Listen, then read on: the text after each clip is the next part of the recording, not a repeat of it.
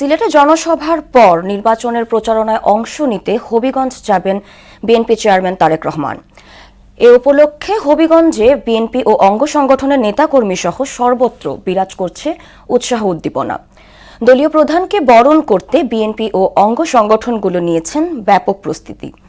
সানু মিয়ার প্রতিবেদন জানাচ্ছেন আফরিন পপি। বিএনপির চেয়ারম্যান তারেক রহমান 2 দশক পর সিলেট সফরে। বিকেলে ঢাকা সিলেট মহাসড়কের পাশে হবিগঞ্জের শায়েস্তাগঞ্জে জেলা বিএনপি আয়োজিত নির্বাচনী জনসভায় অংশ নেবেন তিনি।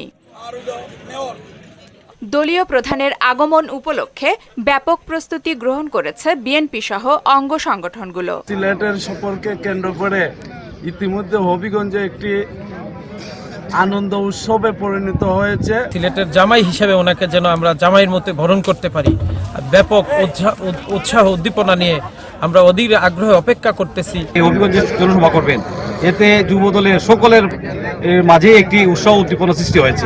হাজার হাজার নেতাকর্মী আমরা এই সমাবেশস্থলে তারেক রহমানের প্রোগ্রামকে সফল এবং সার্থক করার জন্য আমরা কাজ করছি। তারেক রহমানের নির্বাচনী জনসভা সফল করতে সব ধরনের প্রস্তুতির কথা জানিয়েছেন বিএনপির কেন্দ্রীয় নির্বাহী কমিটির সাংগঠনিক সম্পাদক।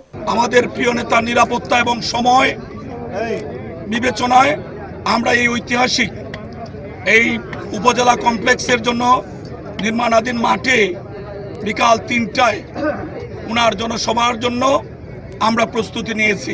জনসভায় সর্বোচ্চ নিরাপত্তা ব্যবস্থা গ্রহণ করেছে পুলিশ। নিরাপত্তা ব্যবস্থা আমরা জোরদার করেছি। পাশাপাশি আমাদের যে ট্রাফিক ম্যানেজমেন্ট সেটার বিষয়ে আমরা বিশেষ পরিকল্পনাও নিয়েছি, যেন জনগণের জন্য বাড়তি যেন কষ্ট না হয়। তারেক রহমানের সিলেট সফরের অংশ হিসেবে জনসভাটি হবিগঞ্জের ইতিহাসে স্মরণকালের জনসভা হবে বলে প্রত্যাশা করছেন জেলা বিএনপি ও অঙ্গ সংগঠনের নেতাকর্মীরা। আফরিন পপি, মোহনা সংবাদ।